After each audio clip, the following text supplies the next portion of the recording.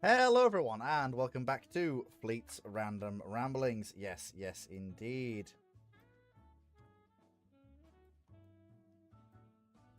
Hope you're all having a good time. I'm a little bit knackered, but I am otherwise okay.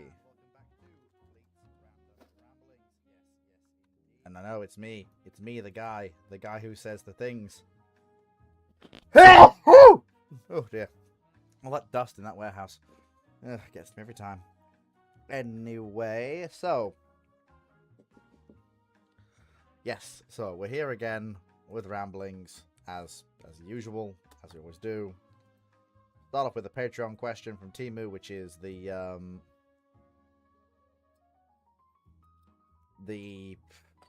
second of three that he asked last week, but obviously we're splitting them into 3 weekly questions because, well, it's one question a week, not one mega question that happens to be 3 in 1. Because that's not fair to the other chaps who have the ability to ask questions, even if they don't actually use it. But it's there if they want it. They just haven't used it in a while. But Brackman has the ability to use it, and so does Brandon. They haven't in a while, but if they wish to, they know full well that they have the right to. But anyway, so Denmark straight, but the luck is reversed. Hood survives and Bismarck takes the Payload magazine hit instead. Same 8 minutes, the fireball just changes address. Prince Eugen is now alone with low flagship and a very awkward radio message to send. Does she run for Brest or try raiding solo and get hunted down within a fortnight? Prince Eugen, see, Prince of Wales managed to slip away because she had any cruisers coming in to cover her withdrawal was an actual battleship, and the Germans had done their job of driving the British interception force off from that engagement. If Bismarck is now a massive billowing explosion turning into a massive cloud of smoke,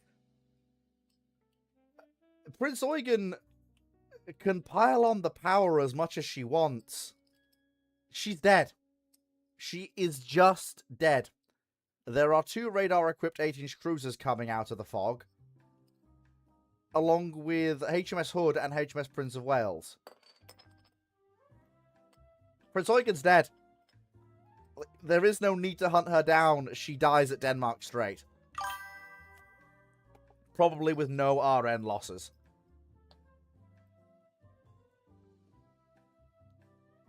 Doesn't matter if she runs night. She's dead.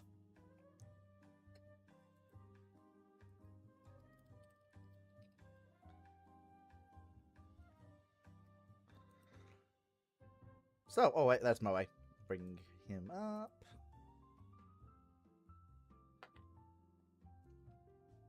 I mean, for Prince Eugen, it's pretty simple. As long as they don't lose contact, she's dead. And since, as Fleet has said, 2 8-inch radar-equipped cruisers around, they're not going to lose contact. There is plenty of different ways the RN could take care of this. If they really want to, they could just have Victorious go, or send Victorious, or is it Victorious? Whoever it is, then just airstrike Prince Eugen to death. I mean, there's no point. The 8-inch cruisers are on the verge of coming into contact anyway.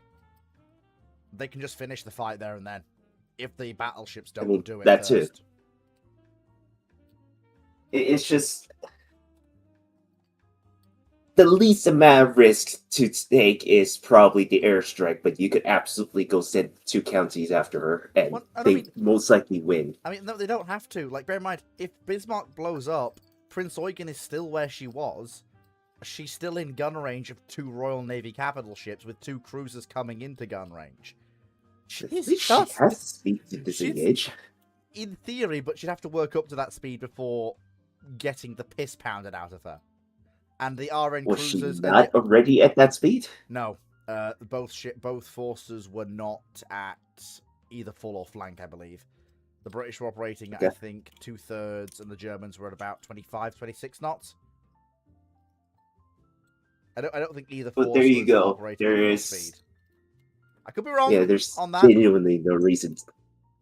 There's genuinely no reason to believe that Prince Eugen could get out gun range of Hood and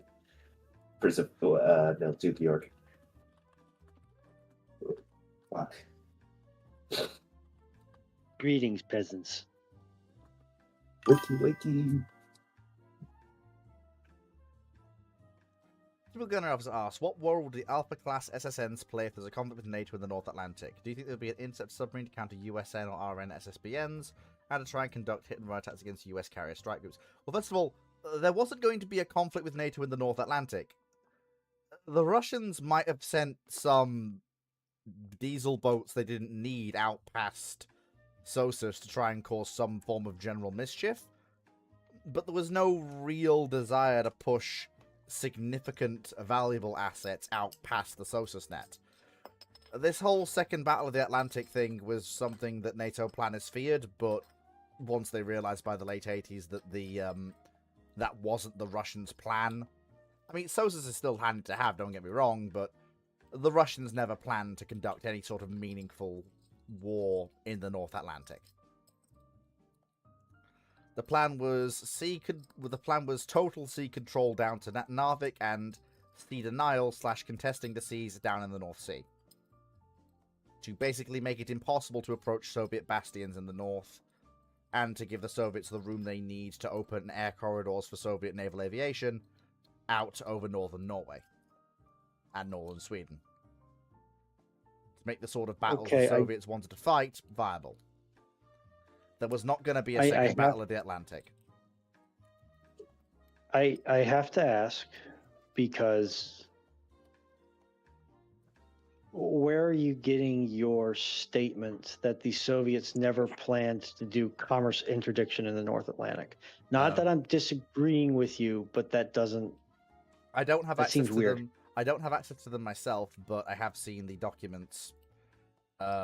Phoenix and Cyclic have access to those documents. They had them pulled from... Basically, when the Soviet Union fell, the US got access to a bunch of the Soviets' doctrines in the 90s, when everything was quite open, and detente was absolutely in full swing, partially because the Russians couldn't really afford to not have detente be in full swing. I've seen the official Soviet documentation that they did not plan for a second battle of the North Atlantic. It just wasn't in their AO at all. They believed they had sufficient material superiority on land in Europe that even with Reforger running, they would achieve a decision either one way or the other before significant NATO reinforcements arrived. They were not concerned with needing to fight a second battle of the North Atlantic, since any war wouldn't last long enough for the side of that would affect economic or population statistics, aka food and basic goods, to matter, and also in a modern war that's a really bad thing to start doing.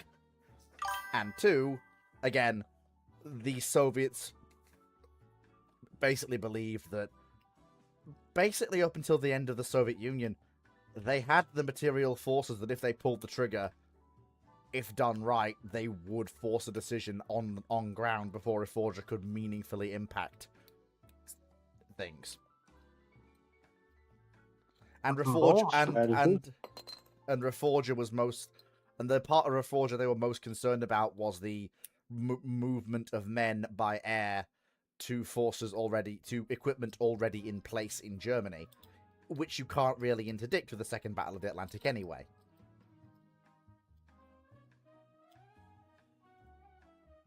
It's a bold strategy, Cotton. We'd have to see how it works out. Thank God we never did. Yeah, but it was based on the fact that both sides realized that any war in Europe would be over in a matter of weeks, possibly months. And that's not saying it'll all go nuclear, that's just one side would achieve a decision in terms of either NATO drives the Russians back into East Germany, or the Russians end up on the Rhine. Not over the Rhine, mind you, because the French had made it perfectly clear what they would do if the Russians went over the Rhine. But to the Rhine.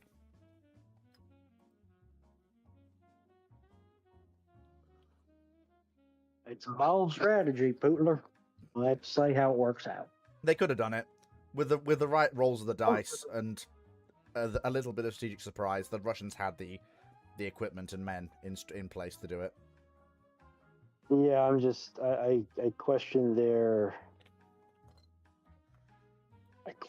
belief that plans, at least, and doctrine, at least, for North Atlantic commerce interdiction were not needed.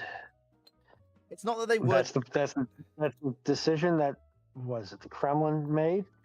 That's fine. I'm not challenging that was their decision. I personally disagree with it, as I am permitted to do. Fair enough. 1981. Can we say that all the people who designed and built CVN-65 being dead, all 8 nuclear reactors that were not being the same, her numerous reefs over her lifespan, that no one has full plans for her anymore, has created the perfect storm, making disposal of CVN-65 so difficult and costly? No. The United States Navy has disposed of nuclear ships before. They will do so again. The procedures are perfectly in place. Despite the reactors being different, they're still nuclear reactors. They still follow the same basic set of physical laws and properties. Go on. To my knowledge, all 8 units, all 8 reactor cores are the same reactor vessel. Am I wrong with that? I don't think so. I think she's been refueled, but I don't think she's had her reactors swapped. Yeah, now they may have been updated to a Mod 1 or a Mod 2 over her service life. The thing with Enterprise is that she had unique reactor chemistries between all 8 units, which you will pretty much get a unique chemistry between any 2 units, regardless of how close they are in construction. And the thing that makes it difficult and by extension expensive to dispose of is you now have 8 sets of reactor control gear, which is all highly contaminated gear that you have to pay to dispose of. And if anybody has ever used satellite view to look at a U.S. nuclear power plant, you will see that the United States' nuclear waste disposal solution is for high energy waste is to put it in a train-proof cask and put it in a parking lot. The only thing I'm joking about is the parking lot. So storage and disposal of high energy waste is really freaking expensive. And again, because it is radioactive material, you need to take it. This is something we touched on last night in Brew Ships.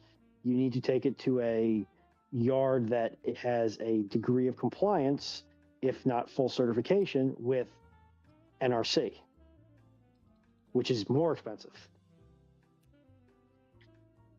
Like the expense of scrapping CVN-65 is more to do the fact with that N than anything about the ship other than it is nuclear powered. I know the SSBNs have their disposal is prescribed by one of the starts. I think SSNs are more quote unquote conventional in their disposal and will more closely follow the surface fleet, the surface assets. And I think they only have one, maybe 2 units in them. Knight, Killabin is an esteemed friend and colleague, but I don't know where he's got this information, if he is saying that Enterprise has had multiple different reactors ripped out and put on her, but I have never seen anything that indicates that any US carrier has had its reactors wholesale replaced after commissioning. Refueled? Now yes, maybe, but replaced or upgraded to a different design? Now, I will say if the claim is that at her midlife refueling, any one of her midlife refuelings, they decided to rip the reactors out wholesale and install new ones, I can believe that, but they would have done 8 for 8. Unless they were using her as a test bed, which I kind of doubt. Like she She was a was not test bed used. enough for being a nuke, but I don't think she was a test bed beyond that. I'm just checking, like, I know Wikipedia isn't perfect, but I am just checking her. I can't see anything beyond her being refueled. No mention of reactor changes, no mention of... I mean, they kind of can't really change her reactor without designing a completely new one. Yeah. Because her reactors are different from all the Nimitz as well. It's not like they could just strip her reactors up and put in Nimitz one, Yeah. was it A4Ws? She's stuck with A2Ws. Mm-hmm. And I don't think they Yeah. build a new A2Ws. Yeah, they were pressurized water reactors running off a 235. And I think Westinghouse is a bit too busy building hundreds of reactors for the dozens of Nimitz that needs to be commissioned. Okay, next question. Typical officer. Opinions on the Norfolk class destroyer leader. Why did she have such a short career compared to other destroyer designs in that era? Do you think it's actually a destroyer with enhanced ASW capability and the USN overclassified her for power projection purposes? Politely, the Norfolk, there's a reason why there's only one of her. Politely, she's a ship stuck between two totally different eras that doesn't really belong in either of them. Given the way she's designed and built, she was supposed to be a last generation of US cruiser. Something more akin to what might have followed the Atlantas for the modern jet era. With 8 3-inch guns in fully rotating turrets and decent radar, sonar, and everything else to act as almost the perfect escort. The problem is, time really caught up with her. Laid down in 49 and not commissioned until 53. By that point, you're looking at the US beginning to bring in what would become the first iterations of some of its earliest missiles and planning ships to carry them. And even then, it's destroyed, and again, you're seeing the proliferation of the 5-inch 54 Mark 42 across the fleet, which offers much better range and hitting power with not too much appreciable loss in fire rate compared to the 3-inch gun. And she can't really be reworked to carry those 5-inch 54 mounts.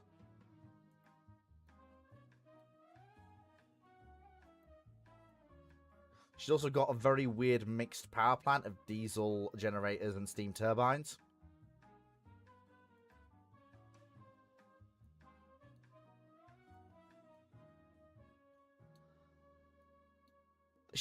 She's basically a ship at a time.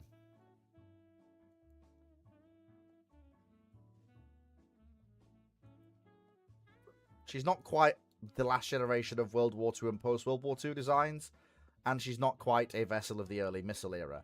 It's why there's only one of her. A hull is a complete overkill for a submarine hunter-killer. That as well, yeah. That is the primary issue why Norfolk never went past a single ship. It's really...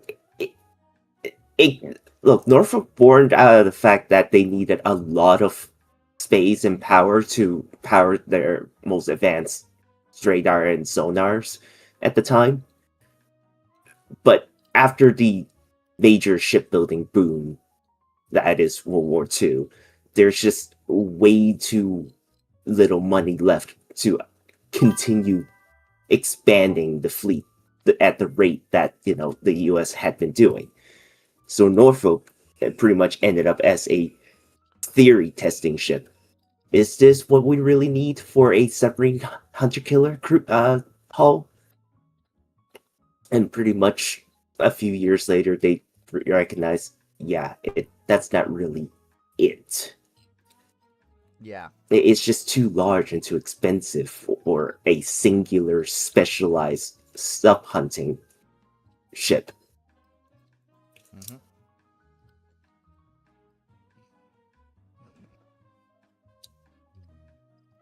Hey, hey, hey. Puny Europeans, Yeah. I have air conditioning. 1981 asks, so how much damage could a Hellfire air attack on Tirpitz from Furious really do, given Tirpitz AA could strongly be argued to have better AA than a comparable Japanese warship? I would push back on that. So would I.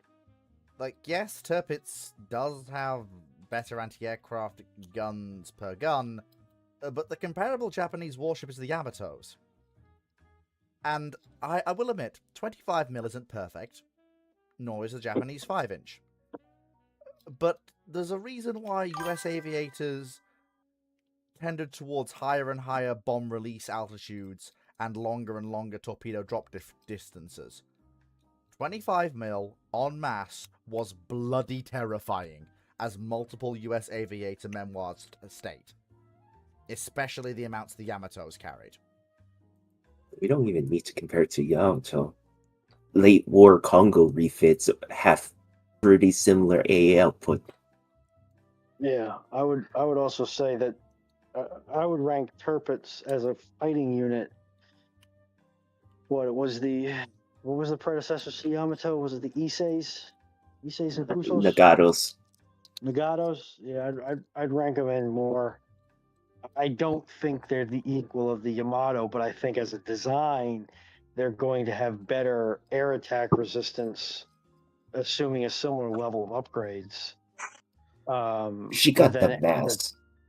the Tirpitz will, simply because the Japanese have had air doctrine in their naval colleges for a while now, and they have had a continuous design and building lineage. We're going to mildly ignore the treaty errors, because that affected everyone, but they haven't had the crash stop that Germany has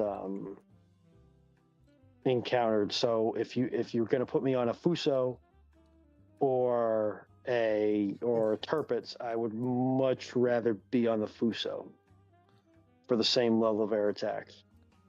It's also worth pointing out that the well, no, I wouldn't rather be on the Fuso. I'd rather be on a Yamato, but I'm sorry, the Fusos are older ships, and Fuso basically have like 0 AA, man.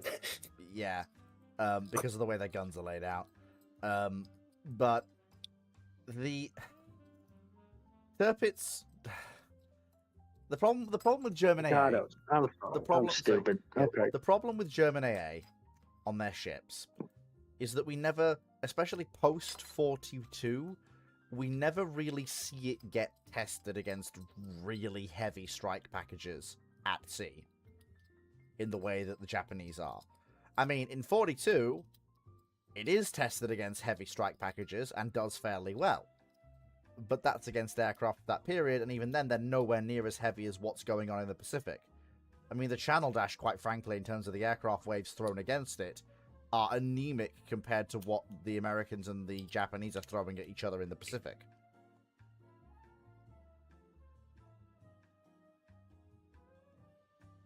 We'll have to say, though, Tirpitz would probably have a better, heavier, heavy AA loadout than... It's somewhere equivalent to refit Yamato, but... Yamato's 5-inch is better than German 105.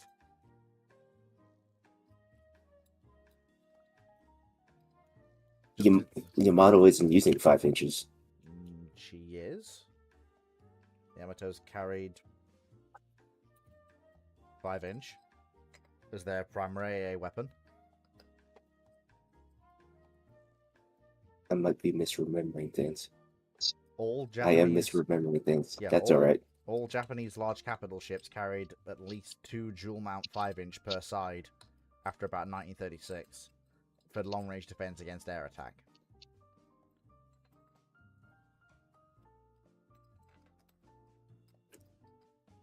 For some really weird and stupid reason, I thought she got fitted with 4 inches, but oh That well. was a plan for the ships that were to follow her, the A-150s in whatever form they came out. But of Yeah. course they were never built. Assuming that, I mean, to be fair, if the Helldivers sank the Yamato, just to get back to the actual first part of the question, which is actually the important bit, which is the actual question, if a Helldiver strike can quite frankly batter and damage Japanese heavy cruisers, battle cruisers, and battleships, up to and including Yamato, when they're moving at sea, Helldiver strikes can batter and damage and sink a German battleship stuck in a fjord not going anywhere. Yeah, if you put the big blue blanket on top of Tirpitz, 1,600-pound bombs Tirpitz is not are going to gonna be hurt. happy about that. 1,600-pound armor-piercing bombs will hurt. They will aggressively Um, hurt. if you if you send in basically a deck load of Helldivers from Furious, Tirpitz is going to make out better because that's just simply less planes. They're not attacking in a combined arms strategy like you see in Tengo. So Tirpitz has better odds, But but that's only because of the way in which it's, as Ruinon just said, it's not a combined arms, proper, well thought out, well organized, full USN carrier strike from even a single US carrier, never mind multiple. It's just a deck load of Helldivers from a carrier that's not really meant to operate them. well, I wouldn't go that far, Fleet. It's still going to be well thought out, well planned. I have every faith that the Royal Navy is going to put together a competent strike package for the environment they're going to be attacking in. It's just simply that no, there's I'm not sorry, going to be as much of it. Yeah, no, I didn't mean in a sense it wasn't going to. What I meant is, it's not going to be a USN strike organized among USN lines with the whole combined strike doctrine that USN carriers have perfected by 44. You know, the mixed use of dive bombers, fighters for suppression of enemy air defense, with rockets and machine guns, torpedo aircraft. Yeah, That's what I meant. I wasn't saying the Royal Navy couldn't, do a coordinate. It's just missing the elements. Instead of sending 5 CVs and 5 CVLs worth of airframes to attack Tirpitz and friends, I'm sending 1 CV, and I think Furious was she a striker or an armored carrier? She predated all of that concept. All of those concepts. Oh, so she's one of the quote unquote experimentals. She is. She's one of the old Invincibles. She is, but bear in mind though, while she is one of the large converted battle cruisers, bear in mind they were for a significant time some of the largest and most powerful Royal Navy carriers. And even towards the end of the war, Furious was still up there with some of the large and powerful carriers. Just because of how big she was. If you're throwing a strike package 36 comprised of SB-2Cs at Tirpitz, especially if Tirpitz is tied up at Pierside, ouch. 36 of them. That's 2 and a bit USN squadrons, I think. Yeah, your losses are going to be crunchalicious. I mean, especially with Luftwaffe air cover actually being one of the things that Tirpitz never actually lost. Every time the Royal Navy wanted to hit her with carrier-based aircraft, the F6Fs or the RN's Corsairs had to go in and get tangled up with the Luftwaffe to let the Albacores and the Barracudas go in. But I think if you put that attack through, especially if Tirpitz is Pierside, the Royal Navy can slightly unclench. Slightly. As a treat. Yeah. Well, yeah, Knight, I don't think anyone's arguing that... I don't think that anyone's arguing that a single strike of 36 aircraft is, given everything against it, going to be anywhere near enough to put Tirpitz down. I mean, you get Golden BB. It'll hurt. I think it'll hurt. Yeah. Okay, Knight. Yes, the USN had sheer numbers, but let's not forget that the USN also knows how to use those numbers. Because let's not forget Battle of Philippine Sea. Both sides had roughly equivalent numbers of carriers and aircraft. The difference is, One side had the forward air direction, the air controllers, the strike doctrine, the experienced squadron leaders, the radio discipline to use that big blue blanket, whereas the Wings of the Rising Sun had mass and that was it. I'll give you a hint as to which side won that fight decisively. And the USN aviators had radios that both worked and were installed. Yeah. It's not just It mass. helps. Like I I don't.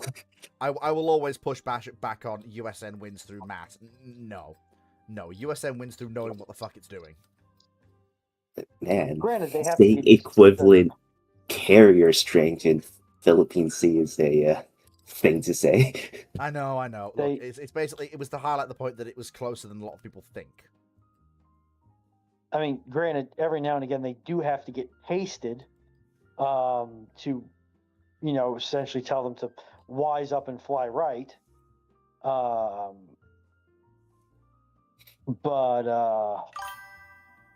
Yeah, there is. You can have all the force in the world, but if you don't know how to apply it, it's useless.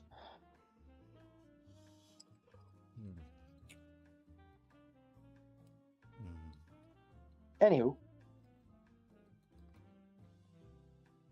Okay.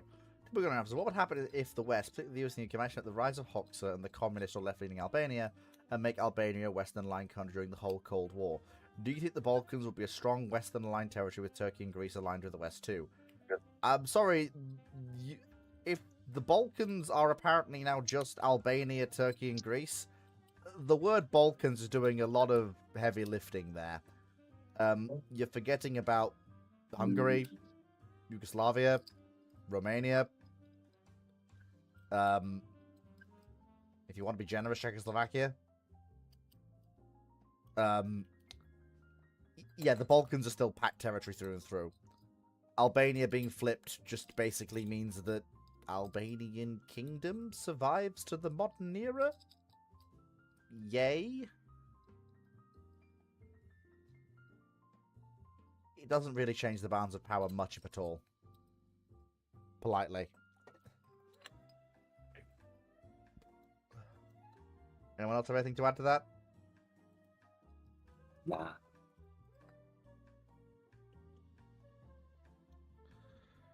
Knight 6831. I can't think of anything. Yeah.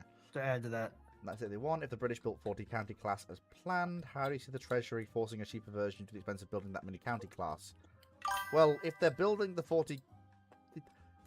This question is kind of self-defeating. Because the reason the British didn't build 40 county classes planned is because the government and the Treasury got involved. If the British are building 40 county classes planned, then the British are building 40 county classes planned. If they're doing the plan, then they're doing the plan. But the reason we didn't get the plan is because the Treasury got involved. And we got first the curtailment of the class, and then the bone thrown to the Royal Navy of the subclass which contained Exeter and York.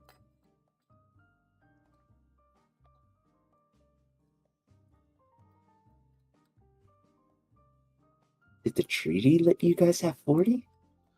I don't No, know. this is before First London, right? Yes, this is before First London, and the Okay. counties were curtailed even before that point. I don't think there was a cruiser limit in Washington.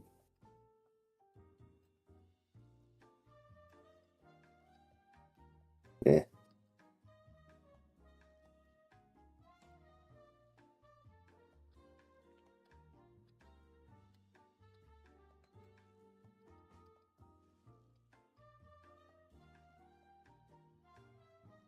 Of Like it's.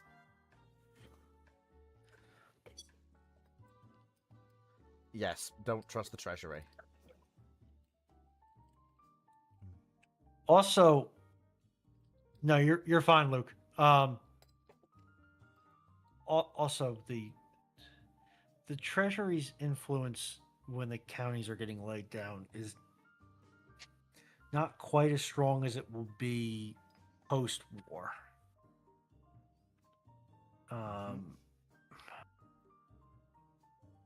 And the RN can make the argument that, listen, we're building 40 of these. The yards that we've sold that have won the bids know how to build them to this specification. It's going to be cheaper and more cost effective for us just to build the full fat counties. Yep. Because we don't have to rejigger the molds. We don't have to tweak the training of people. We don't have to make any different. We can, instead of ordering 20 of the full fat, 10 of the less than full fat, and 10 of the half fat, we can just order 40 full fat and get the bulk discount for steel, engineering space stuff, and all that jazz. They have the ability to make that argument. Whereas if you're just going to build 20, the cost savings and the bulk purchases is going to be less, so it's easier to make the argument of, well, what if we just shaved a little bit off the top?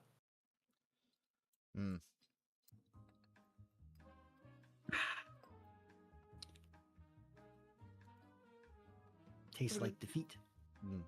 Typical Gunner Officer asked, do you think we actually had 2 Cold Wars during the whole Cold War era? First Cold War was from 1949, the Korean War until the Vietnam War, then a period of lull and detente, and then 1980s the Second Cold War. No, there was no. It was all one thing. It was all one period of continually bubbling tensions, with no real break. It changes. It never really stops. It's not until one side basically throws in the towel, or more accurately, throws in the idea of being a superpower for a bit, that everyone kind of goes, huh, okay, I guess it's over.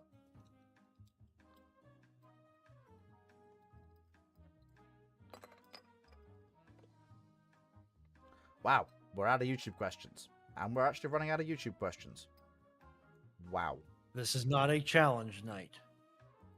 It is very rare on the modern iterations of Ramblings that we actually catch up to the questions. The Gunnery Officer asks, what is your opinion on the US Army using the Browning HMG as their AT rifle like the Soviets or other countries that use purpose-built AT rifles in the interwar period and later World War II? Do you think the Browning 50 cal in the interwar period is adequate to penetrate the side armor of a light tank or armored car? Yes. The 50 caliber machine gun and the 50 cal BMG round, that there's a reason why that shit was very, very, very nice at making lovely, lovely, lovely smoldering wrecks of German armored cars and half-tracks. And why US cavalry tanks, or, correction, motorized cavalry cars, when they were first created in the form of the M1, and the early versions of the M2, their primary anti-tank weapon was a 50 caliber machine gun. Because quite frankly, given when they were created, that was actually fine for dealing with a lot of the armor they were going to be fighting, and arguably gave them an advantage in fire weight over their opponents. To this day, the 50 cal is still something to be reckoned with for light armored vehicles. I would say on a light tank, it's going to depend upon exactly which tank and exactly what year. But when you get post 36, you start getting to frontal armor that's going to be a little bit more difficult. But pre 36, it's kind of the armor of tanks was very much, can we stop splinters and rifle caliber machine guns from the You front? say that. The question mostly state the side armor, so... No, but what I'm saying is Yeah. from the front. And even then, from the sides, it was still not really practiced to stop anything over rifle caliber until about the late 30s on a lot of light tanks, which is the majority of armor worldwide. Do not forget, Panzer IV is not 50 cal proof from the side from 500 yards. I mean, don't forget, the real game changer here, in terms of a vehicle that was capable of that sort of thing, was Vickers 6-ton. Since its minimum protection was 50 caliber proof. Not at close range, but at longer range. Frontally, not on the sides. Most Outright Vickers Wolven 6 variants. would be that if you gamify Wolfen the style, they're not protected from 50 cals. But I wasn't trying to. Mm, And in fact, the environment and how you're hitting someone also does have significant threat effect on the round. And the advantages of the dedicated anti-tank rifles, like the Finnish one of the PT S41, is it? Yes. Is the fact that they're a lot more mobile than a full heavy machine gun setup. They can be used by singular people. And they're not used by dedicated HMG teams. Very true. So in that way, they are inferior to a dedicated anti-tank rifle.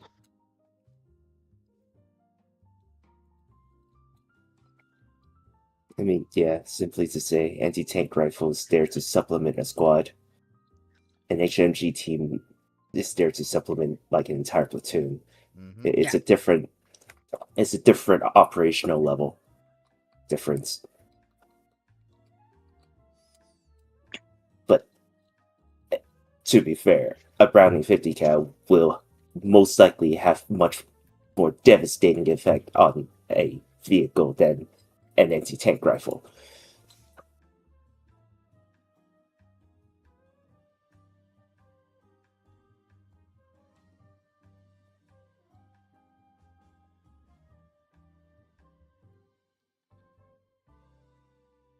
It's also exceedingly not helpful that the US were woefully behind in anti-tank technology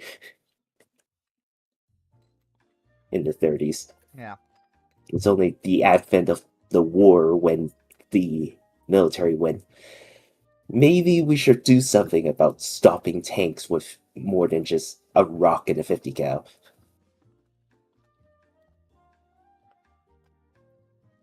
I mean, let's not forget, the US's first dedicated AT gun was the 37mm M3. That doesn't come until 1940. Admittedly, it's one of the better 37s built worldwide. But, Yeah, because they just copied the Czech. In this house, we believe in 76 supremacy. I mean, politely, it took us basically giving you the tooling for the fucking £6 if you to get a decent gun.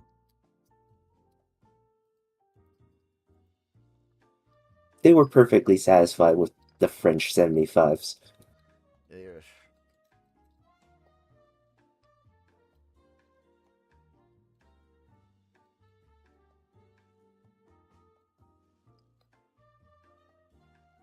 It is what it is. A lot of the US large caliber cannons have their lineage from French 75s. Mm-hmm.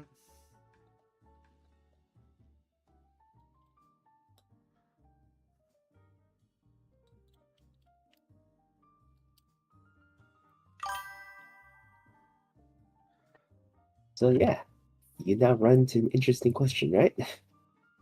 Or interesting problem, I should say. Yeah, but it's not like me to run out of questions. What do you want to do then? Not on a Monday, anyway. I mean, well, I'm convinced because I'm like that. There's no question there. hey. Now, me personally, I'd like to talk about the. What was it? So there was a topic I was keeping in my back pocket. Well, Thomas the tank engine and the physical realities of running trains on the island of Sodor, Many. and how salt water affects the boilers of steam trains as they go down the coast. That's well. First of all, A, that's been done to death. B, it's not as bad as people think it is. C, with proper maintenance, it can be accounted for. Trains run near coastlines all the fucking time. But also, I'm gonna tell you,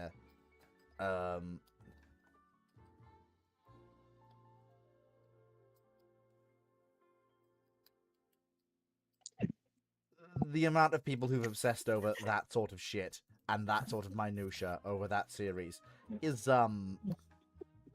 yeah, Disturbing? no, not disturbing, because that would it's just the Tism train is big and long, and it takes everybody off on a ride. And trust me, Everybody got their own tisms. yep, ain't nobody. Okay. I'll as have you it know, I'm sits- perfectly normal and not autistic. At all. Okay. Until we start discussing battle cruisers. Now, I would like let's to talk ex- about the illuminization of naval warships in the 1915s and impacts it could have. we have a question. I would love to. Yeah, go ahead.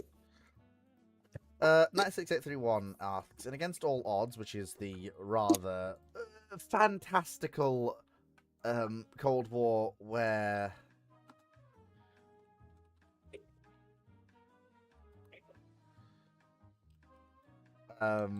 which is the very fantastical British Empire and World War II thing.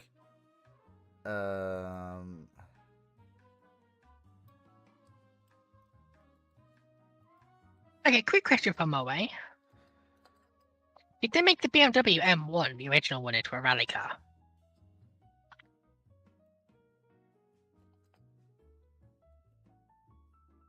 Or road rally? But why? I'm asking, did they? No. BMW treated it as their attempt at a supercar. It doesn't have the ride height or the suspension to go rallying. Because I found pictures of them in a fucking Marlboro livery. Someone probably tried, but as an official entrance by a official team, no. It's probably someone in the back of the shed welding truck suspension on it or something like that. So very quickly to get back to tonight's question. Yeah. In Against All Odds, the County Type 46 Centurion class have the Midas combat system, but that Universe's Type 45 doesn't. Why might the RN not fit the Midas to the Type 45s? Well, given that they're supposed to be replacing Type 42s, my guess would be, and given that I would suspect that 46s are supposed to replace the higher tier Type 43s, my guess would be that with the Type 45s designed for either maybe they came up with a successor to it, or it's an expensive system, so they're just fitting it to their top tier anti-air warfare combatants. In reality, the reason is whatever the author of this very, very British wank heavy world decided for some reason.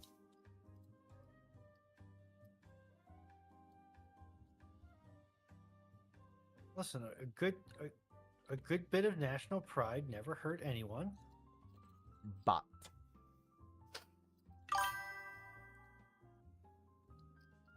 it can be taken too far. Only on Tuesdays.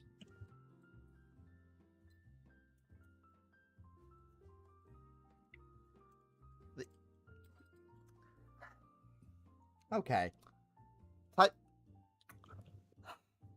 You. Should I open up YouTube? Type 45. Okay, Type 45 replaces 42. Well, yes, which is what happened historically as well, Knight. I can't find anything. I've been trying to find this Type 46 destroyer. I can't find it. Oh, cruiser. It goes a rambling among the leaves so green. Oh, okay, it's a cruiser. But I don't know why it would be a 46.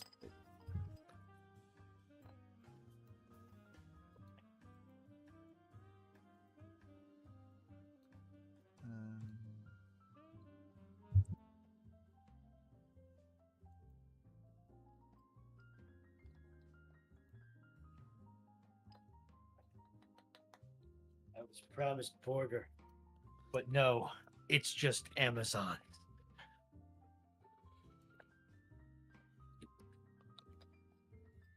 Why are these ships carrying 4 6-inch guns then? Well, you're a modern cruiser. Why? Don't need that many guns. Why? What brain-dead moron came up with that? Ah, High grade moron? probably. But yeah, I mean, you'd have to ask whoever's writing this weapons grade Britwank, because I haven't got a fucking clue why your mass production modern air defense destroyer doesn't have the same integrated air defense system as your cruisers do, and that ships older than it had.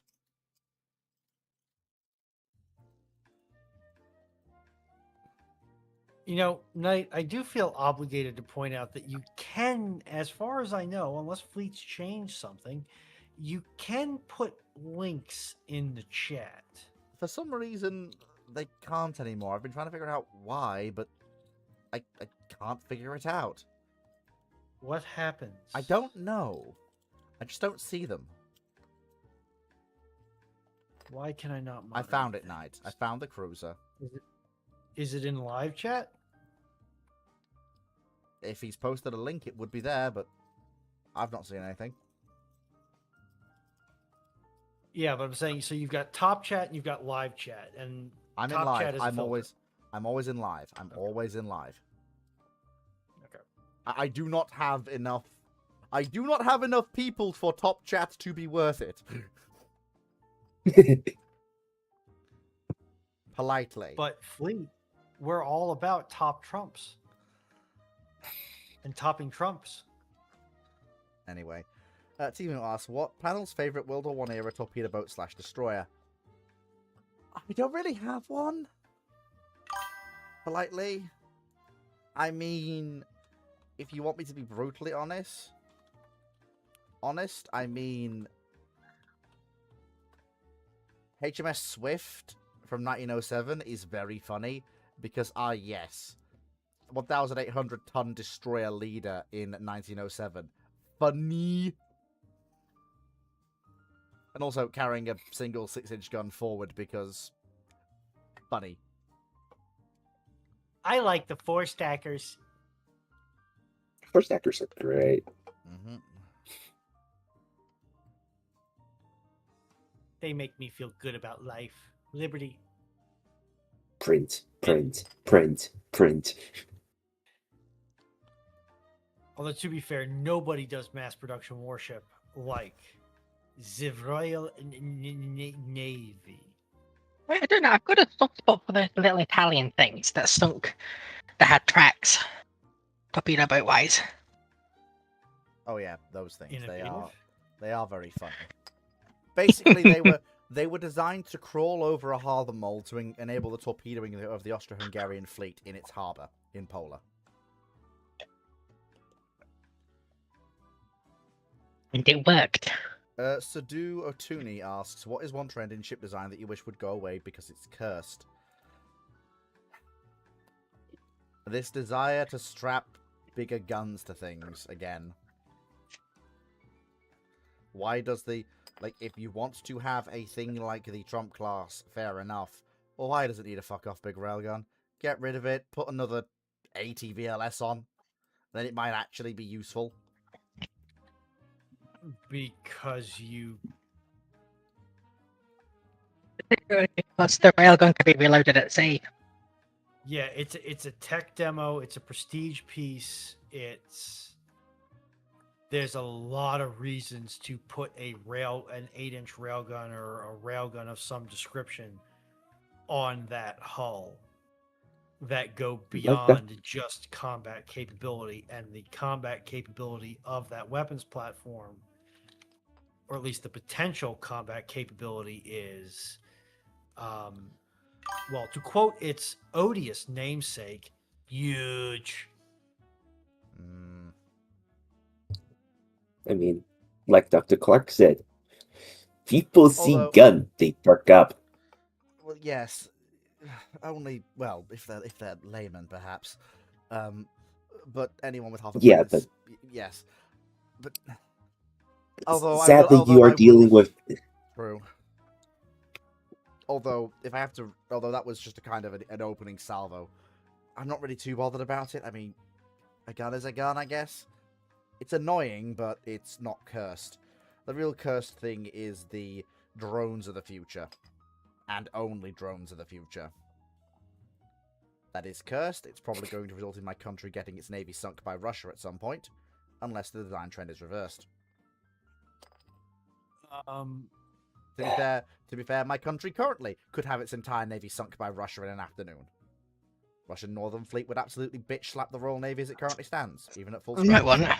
Yes, it absolutely would. Easily with contemptuous ease. To answer the question for me at least, vacuum packing, basically letting perfect defeat good enough in ship design. And this is, I think, is a big problem in Western navies. We want Oh, the God, yeah. perfect frigate. We want the perfect OPV. We want the perfect destroyer. And we don't, especially in the US's case, we don't need perfect. We need good enough. This is Actually, what on that killed note- Right, go on. This is what killed LCS. This is what killed Constellation. This is what could very well kill both the Legend cutters, because the Navy wants a piece of that production pie, and whatever the Navy is going to call their derivative thereof of the Legend cutters. Yeah. A lot of projects for the Navy have fallen to this perfect is the only acceptable end state. Mhm. Go ahead, Foxo. I know this is going to get pretty mad at me, but the singular gun turret. It makes sense in the 70s, 80s, and the 90s, when the autoloaders they were working with were very large, very bulky, and frankly poorly optimized. But we're now entering a period where you can reliably get two systems, where you can get that system supporting a twin turret with gun A having the same rate of fire as the single turret previously. So you can put twice the rounds downrange for the same internal weight and volume. My opinion is... And with the rise of drone threats, as shown in the Straits of Hormuz, how important gunfire is at engaging incoming targets, especially across the bow. Handicapping yourself because of tradition and technically it's more expensive because it's 2 barrels. It's an outdated design.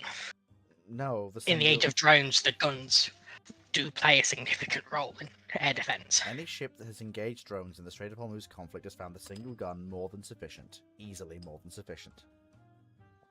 In the future, I absolutely agree with you, given the technical specifications you've listed, which are entirely correct. She's entirely right in what she's saying. I have no doubt that the move to dual guns is probably something likely and needed, though I would suggest, as I have suggested for countless times, that I would prefer to see another single-barreled weapon on ships before you move to adding a second barrel to either of those turrets. ideally to cover the rear arc first before you add another barrel to the forward arc. But I So don't to doubt that. clarify, I was using this right up almost an example of, yes, guns are used to engage drones. Yeah, but They get used a lot for it. and I will point out that I've changed my opinion from it's not needed ever to I just don't think we're there yet. And I'd rather see and before we get there, I'd rather see the re-addition of naval guns, of main caliber naval guns in single mounts aft to ships, which they have disappeared from in the last 20 years, before we see them reappear as dual mounts forward. I think getting full 360 coverage is important, and getting the ability to put 2 guns on any particular bearing or 2 separate targets is the first thing to re-add to modern combat ships, rather than getting 2 guns pointing the same way. But once we've done that, I think Foxo is entirely correct. If the threat axis continues to increase, if the threats that we are seeing continue to increase, if the desire to retain missile magazine size continues to increase, she's entirely correct. Given the technical challenges have been overcome, there's very little to stop navies moving in that direction, and they probably should.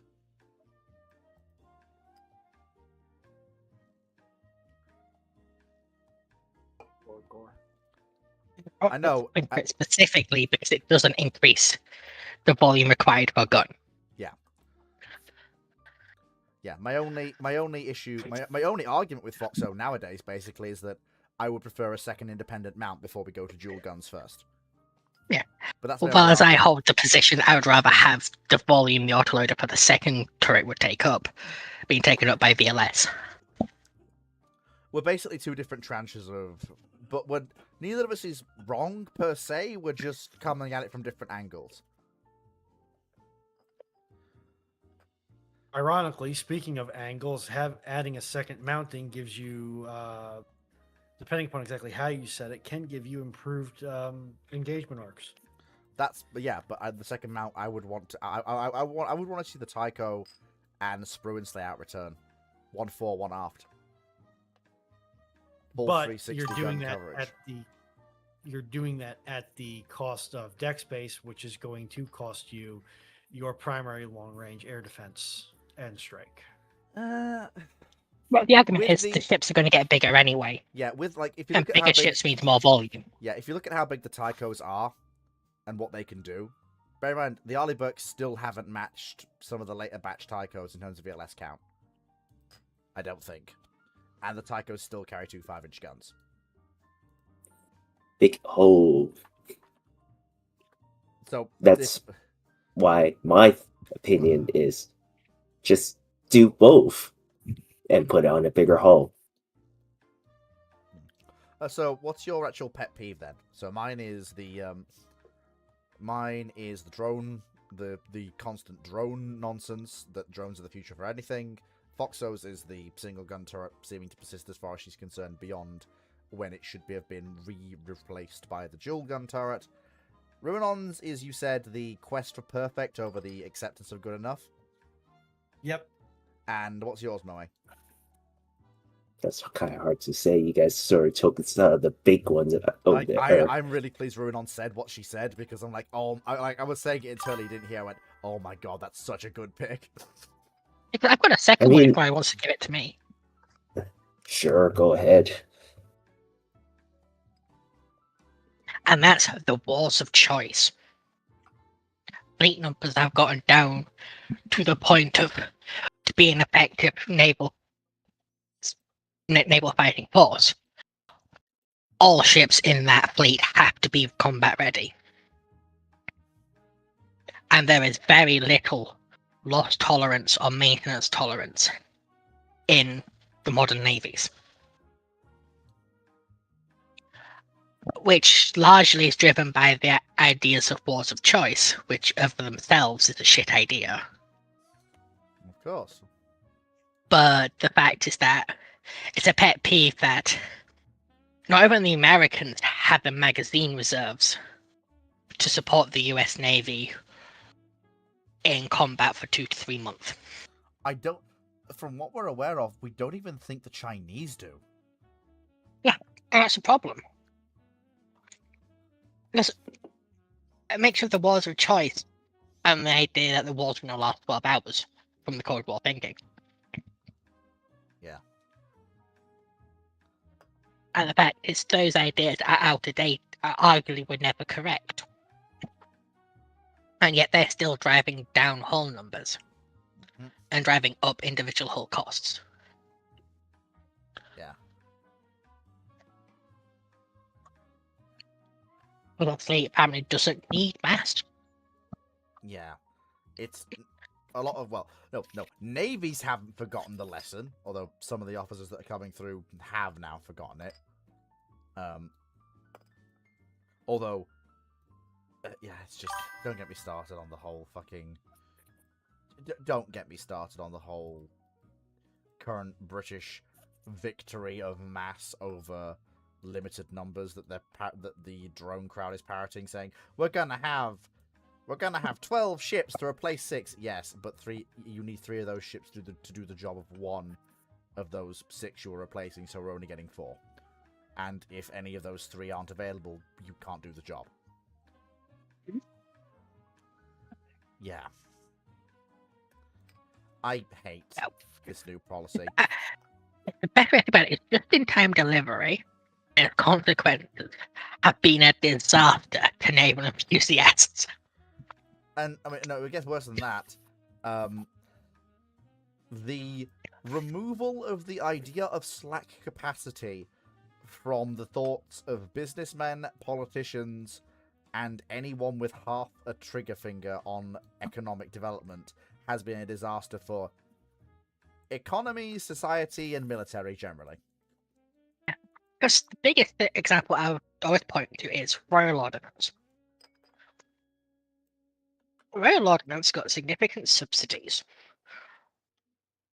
in the 19th and 20th century until the 50s to maintain plants running at between 5 to 10% capacity, but with intact machining tools and intake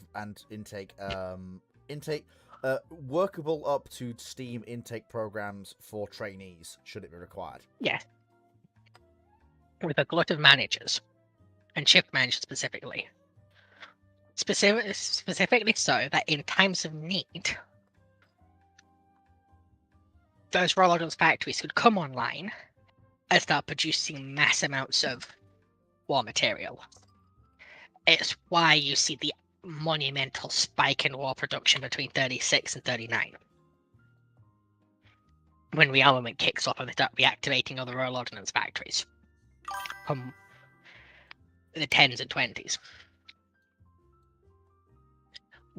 No nation on the planet currently has that sort of system anymore. No. There is no capacity to spin up. No, there is one. You have to build. There is one nation that does, and is currently using that slack capacity. North Korea. It's the reason why North Korea was able to respond to Russia's needs so quickly. The North Koreans are the only state that still does this. I would argue that North Koreans are a technicality because they don't have enough capacity to begin with. So what they do is perpetually running at 100%. Not really. No, I'm sorry, I'm gonna push back on that. The North Koreans had a lot of factories sitting slack, not doing much, but maintained with, as you say, a high proportion of managers and slack lines. North Korea hasn't had to divert production to fill Russian orders. They have spun up their reserve capacity to do it.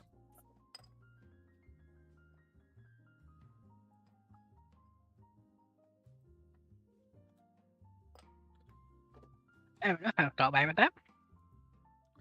It was a surprise to me as well when I looked into it. Bone Mill Boy asks, at what point in the Cold War did NATO realize the bastions were for SSBNs rather than defending Soviet core areas from carrier attack? Okay, so... Okay, I think there's a fundamental misunderstanding here. The bastions were always for SSBNs. They are away from Soviet core territory and not in the path of any meaningful US penetration, air or sea, into the northern North Sea and the Arctic Ocean. And that's deliberately the case. The Russians do not want them in the path of any hypothetical NATO advance into those areas. They want to maintain sea denial down to Narvik and sea control in the northern North Sea to ensure that the US and the NATO cannot even get close to the southern edge of those bastions. But the whole point of the bastion concept is that it's a secure area within the river, away from where the US and NATO can easily access it, even in the event of a significant degradation of Red Fleet offensive and forward defensive assets. The NATO knew what the bastions were for. It's the reason why so much effort went into creating submerged vehicles that could crack into those bastions without much, if any, support from the rest of NATO. It's the reason behind the development of stuff like the Los Angeleses, which of course is then developed into the Seawolves. Yeah, and it's also why the bastions had specific wings of nuclear bombers attached to them that would glass the ports and anything in the ports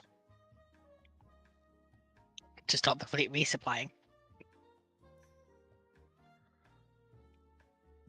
It's also the reason why the Soviets invested in a great deal of submarine tenders, to ensure that there was always supply at sea for their electric and diesel boats, if, in the event of a war gone hot, and somehow you have this warped scenario where nukes are flown on those harbors, but somehow a full exchange hasn't happened, that if NATO is trying to penetrate the bastions, their diesel boats and their nuke boats can resupply on fuel and munitions at sea.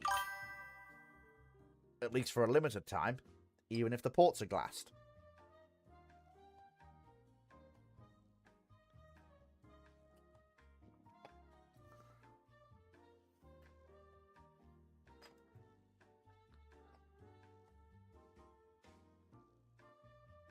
Ketch asks, would it be an idea to move back to all U-shaped hulls to increase internal space in warships?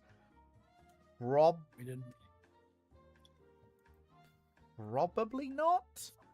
That's a question to ask Dr. Clark. Yeah, or drag. Because none of us are familiar enough with modern warships. Yeah, and also There's there's no modern hydrodynamics. Yeah, there's we're coming up on hydrodynamics versus internal volume, and that's well outside the scope of, I think, any of us here. It was a 1920s battlecruiser, I could tell you. She could. Okay, a non-naval related question. Bone Mill Boy asks, has any of the panel played Undertale or Deltarune? I have never played either of those games. I have heard of them, but I have never played either of them.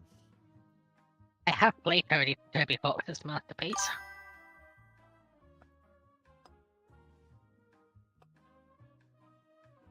I've played neither. Although to complete the meme trifecta, I should play Undertale. I have completed neither. Important caveat that. Knight 6831. If 4 Type 43 destroyers were got built, would it be reasonable to expect their midlife refits to get Type 45 tech? Yeah, probably. You'd see the same things that the Ticonderoga's got for the 43s, which would give us 10 destroyers if 45s are built as designed.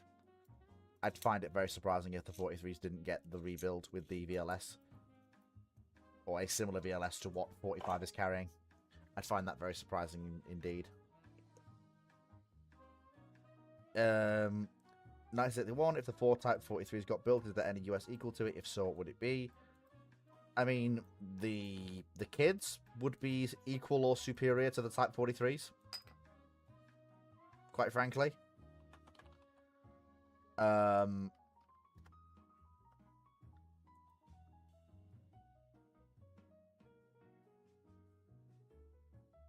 as the Soviet submarine captain would put it, those pesky kids.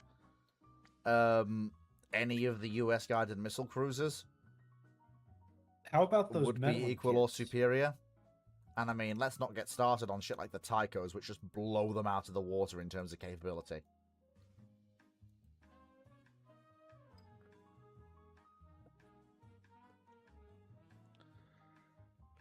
Bowmill Boy, why does Fleet believe the current Royal Navy will be sunk by Northern Fleet in an afternoon? If he wishes to answer the question, I do actually, because it is a very provocative statement to make, but let me explain why. It's not so much down to raw paper capability. It's down to what capability both sides can bring to bear in any hypothetical realistic scenario.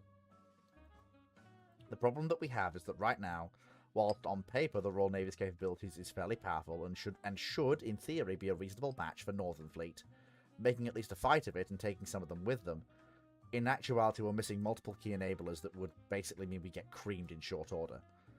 For example, we currently, I believe, do not have an SSN that can put to sea, which would leave us Yeah, we do. which Can't remember which one, but we do have one. I thought they were Because all the issue is we have only one. I thought they were all down at this point, and that was a serious problem. I believe. It is possible they recognize it as a serious problem, so they got out their ass and Okay, actually fair. got one If back we have, out. if we have one, that does kind of help things slightly, but it's still one. it's still only one, and I'm sorry. Whilst the Ascends are still considered to be only equivalent to NATO boats of 2018 to 2019 vintage in terms of their quietness and stealthiness. Okay, so That's Anson still- is ready to go out to sea, but she's currently in Devonport for limited maintenance. Fair enough, but either way, I'll be generous and say she could sortie if needed. Yeah, and Ambush is ready to be sorted if needed. And Artful is technically ready but needs work. As she's being tied up for an extensive period. Okay, I'll be generous and say 2. That's okay. That does even the odds slightly, but it still doesn't affect some of these serious problems here. 1. Bear in mind, this takes a basic assumption of Russian capability, given the fact that we know that Northern Fleet is, from what we can tell, Northern Fleet has not been meaningfully degraded, aside from certain key assets that have been degraded. Looking at the giant floating fireball over there, Kuznetsov, which has had its crew stripped to form naval infantry divisions. Apart from the obvious one, from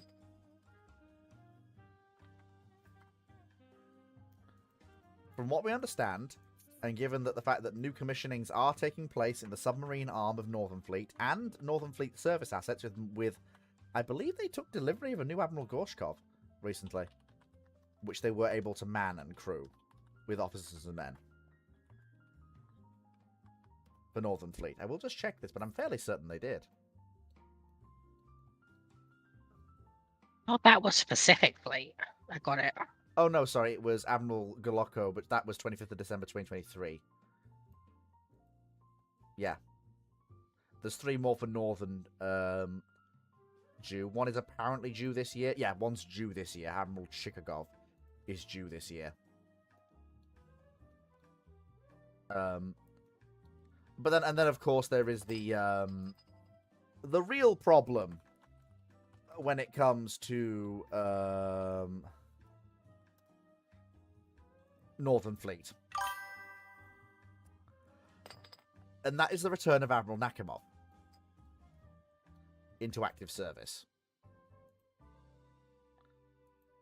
And despite the length of time it has taken, from what we understand,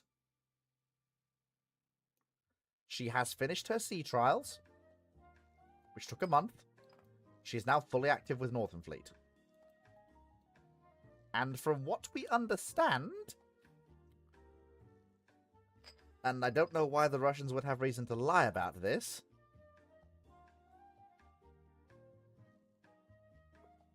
if she's fitted out in a fully anti-shipping role, she can volley off 80 caliber.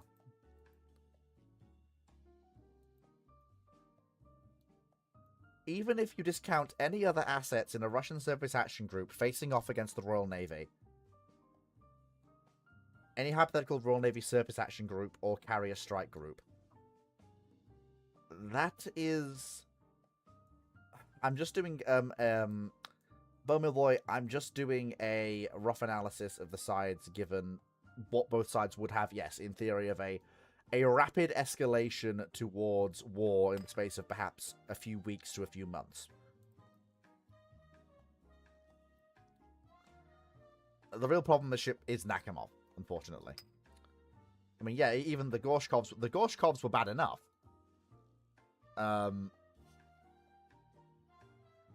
Given that the the 3 ships with Northern would give them another Nakhimov again in terms of anti-ship missile throw weight. And because of the way these Russian ships are designed, their anti-missile throw weight and their anti-air throw weight are contained in separate VLS tubes.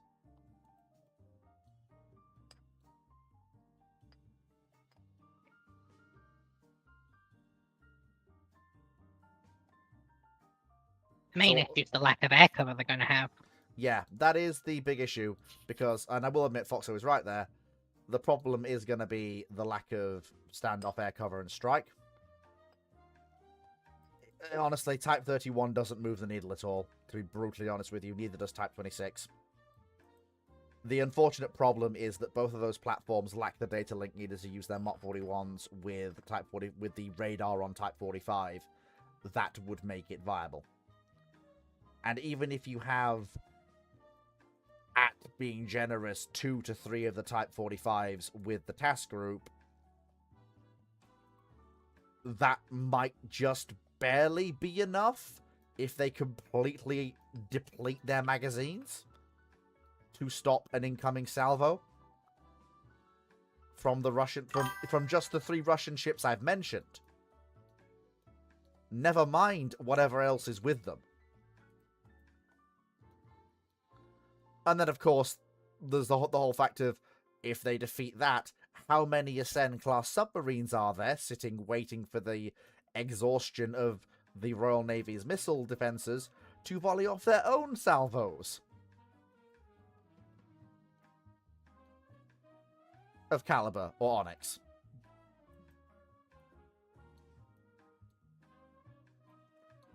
This is the problem.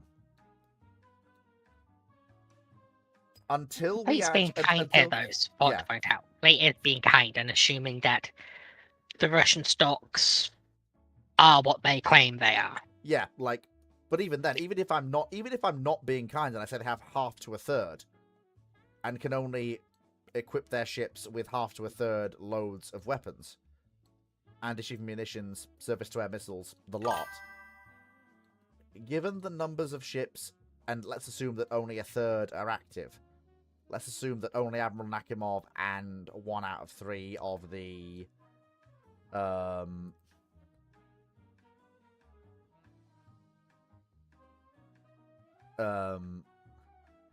let's assume that Admiral Nakhimov, maybe Marshal Ustinov, 2 out of 3 of the Gorshkovs, and 2 of the Udaloys are ready to go.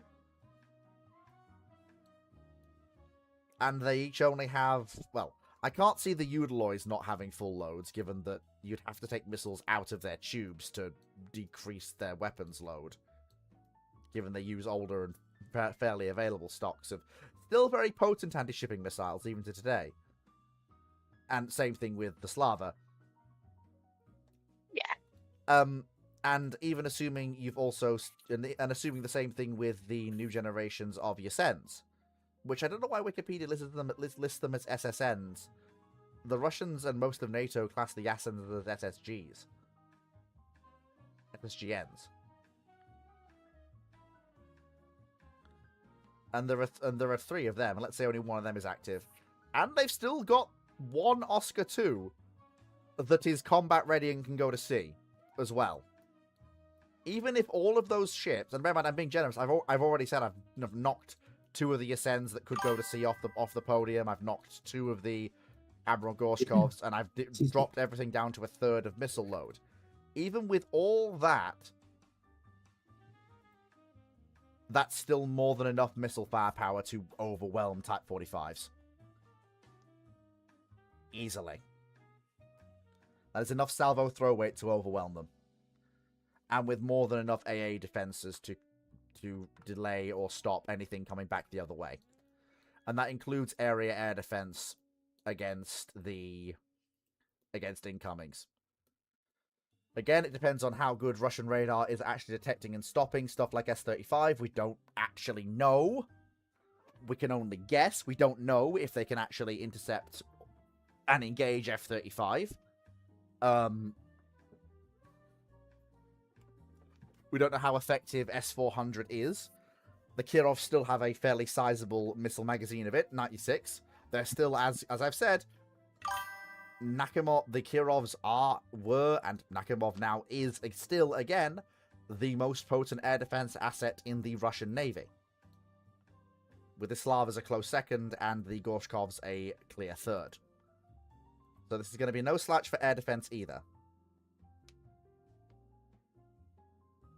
This is why I say, even if the Russian Navy is running on rations, with low missile stocks of air defense or anti-shipping missiles, and can only put to sea with half to a third of the combat forces they have available, that is still more than enough to inflict crippling or near total damage to a sizable Royal Navy task group, even if it is centered around the carrier.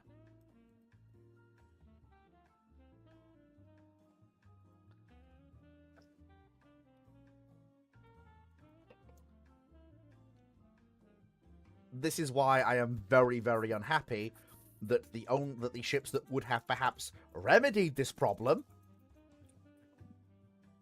Type 83, have been canned. Yep. And it's why I'm sitting here at these people going, the drones of the future, going, you fuckers are going to make the problem worse.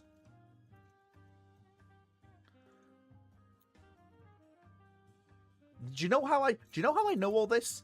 I set out to prove Cyclic wrong in his estimations of the Royal Navy, because he has parroted this line for ages. And I thought, you know what, fuck you, I'm going to go and do my own research. I have done my own research, and honestly, he was being nice.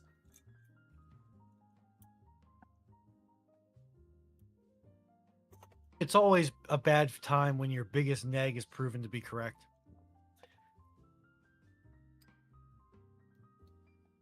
Politely. I know none of us here like Cyclic, and I went, well, I like him. I know some people here don't like him. I went off to prove him wrong. My research proved him right, and then some. And as much as I am, and as annoyed as I am at that, it doesn't change the fact that it's true. Yeah. In the UK, any listeners, you have to make it known to your ex-party that this bit needs to be fixed. Mm-hmm. This is, I cannot stress this enough, we are looking at an existential level threat to the UK as a sovereign state. Because quite frankly, unless we escalate to nuclear force, and given the fact that we can't defend our SSBNs, at the rate things are going, in a hypothetical hot war, the Russians could just knock them out and go, right, the UK is blockaded, what are you going to do? And unless our NATO allies come and bail us out, there's fuck all we can do. Because sure, Type 26, when all of them are in service, could be a good ASW deterrent. But if the 45's a fucking kill, there is nothing to stop an Oscar going, oh, a Type 26. Ripple fire all my missiles off. Oh, it's dead. Good. Or a Yasen doing the same thing. And I haven't even mentioned the older nuclear attack boats still in service. I didn't even mention the Akulas. I didn't even mention the Kilos.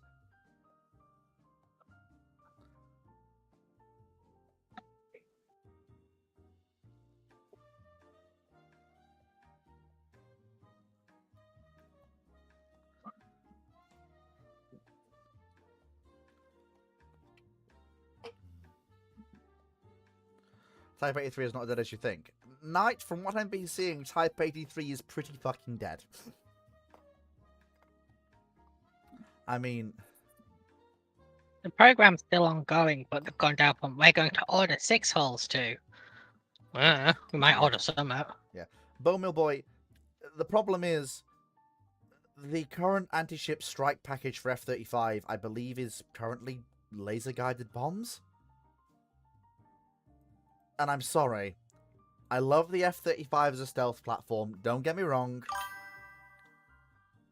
But you're going up against ships that have modern radar and having to close to suicidally close range. Against ships that have a massive magazine of missiles and can just go, ah yes, this target is hazy and might take multiple hits. Just assign 5 missiles per target. Also, F-35, a lot of F-35's capabilities are built around it being stealthy. If you are using laser-guided munitions, you are now going active. You are using an active sensor. Knight, we don't have Spear 3 yet. We might not be We getting Spear 3. Yeah. We have had laser sense systems for a while now.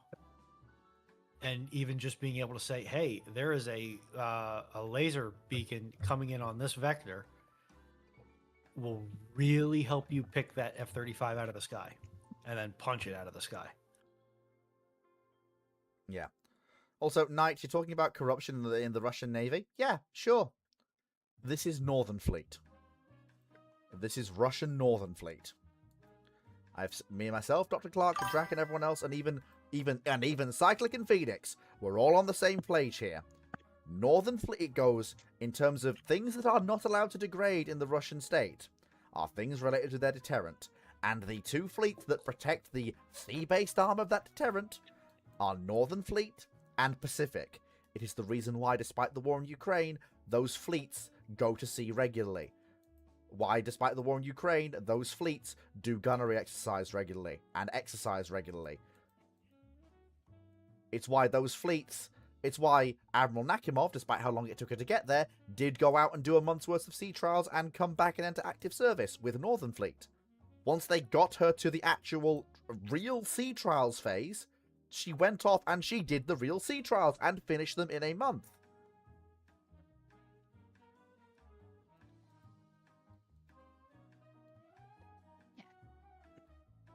Because the big question ain't over those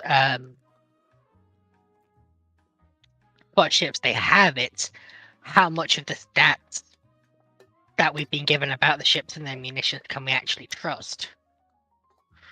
And we won't know that until they start flinging things at them. Yeah. Because while the Russians do have a long history of lying about magazine depth and what their armaments are actually capable of, especially us civvies, we have no idea how much they're, or if they're bullshitting at all. And quite frankly, the fact that even giving them a third of their actual capability is still enough to TKO the Royal Navy should scare people. Yeah. Fair enough, Rodon. Do you pass out, mate?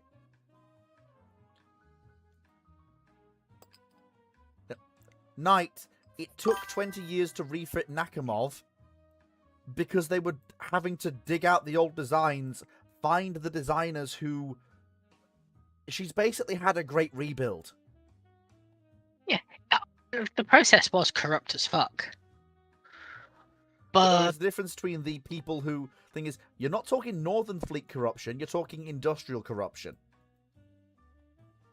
oh no. You see, the thing is, the Northern Fleet's corrupt as fuck as well, because the institution of the Russian Navy is corrupt as fuck. The issue is that Northern Fleet, because it's the prestigious part where You have Then- to be competent and prestigious yeah, to you serve have in to be Northern- competent with your corruption. Yeah. Like, you can be Because there's corrupt. places you can siphon money out of that don't affect fleet combat capability, and there's places you can that do. There's a reason why the paradigm goes, if you're competent, mildly corrupt, and politically loyal, you go to Northern Fleet. You're a civil servant. Well, sorry, no, in the Russian Navy. Would you mind? You go to Northern Fleet. If you're mildly corrupt, not politically loyal, but far too competent to get rid of, you go to Pacific Fleet. if you're corrupt, if you're corrupt, not politically loyal, and not competent, you go to Black Sea, because Black Sea Navy's job in any actual war is to die. And if you are politically connected and corrupt, you go to the Black Sea Fleet. The did I- Baltic. No, no, it's Baltic. Baltic, you go to die. Black Sea, you go because you're politically useful, or you're too Or you're politically politically connected. connected to get rid of. Yeah. But it doesn't matter that much if you're not competent. You're there because you're a political asset, not a military asset. Yeah.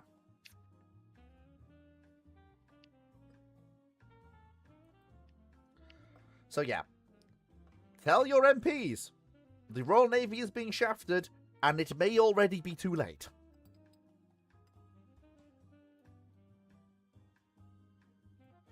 There is, however, one caveat to this. If the Royal Navy invests both in Mark 41 strike length for both 31 and 26, and invests in the data link that means that the radars on 45 can link into those magazines if they are loaded with extended range standard missile, either SM2, either whatever SM they can fit, or even, God forbid, SM6, then the paradigm shifts again in favor of the Russians don't get a strike through. Because then, if you combine with the refit 45s and their extra VLS they have, which means they can full pack their tubes with SAMP-T, and then you've got Mark 41s on most of the frigates in the fleet, of which, let's say, half of which are loaded with SM missiles of various varieties, suddenly that becomes a different ballgame again. But you know what we don't have? We don't have the data links for that.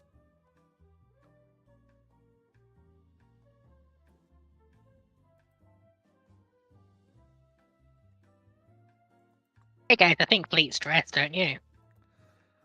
Yeah.